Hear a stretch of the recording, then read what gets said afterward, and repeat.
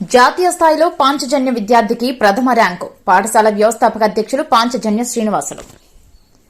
ఉపాధ్యాయుల శ్రమ, విద్యార్థుల కఠోర దీక్ష, విద్యార్థుల తల్లిదండ్రుల సహకారంతో అంతర్జాతీయ, జాతీయ స్థాయిలో శ్రీ సత్యసాయి జిల్లా హిందూపురం పాంచజన్య బ్రిలియంట్స్ పాఠశాలకు మంచి గుర్తింపు లభించిందని పాఠశాల వ్యవస్థాపక అధ్యక్షులు పాంచజన్య శ్రీనివాసులు అన్నారు.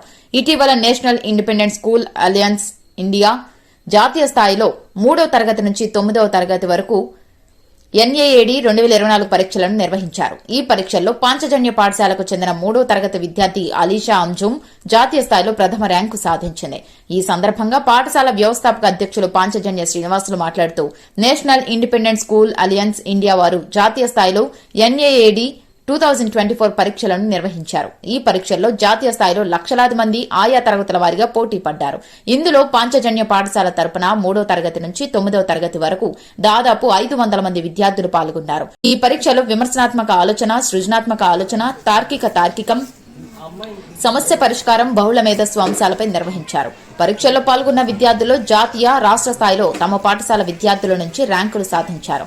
ఇందులో 3వ తరగతిలో జాతీయ స్థాయిలో అలీషా అంజుమ్ మొదటి స్థానం సాధించింది. గత సంవత్సరం సైతం జాతీయ స్థాయిలో 4వ తరగతి విద్యార్థి ముస్తఫా ప్రథమ స్థానం, రిధా ఫాతిమా ద్వితీయ స్థానాలను కైవసం చేసుకుని ఢిల్లీ, యూకేలోని కేంద్రీయ విశ్వవిద్యాలయంలో బహుమతులు అందుకున్నారని తెలిపారు.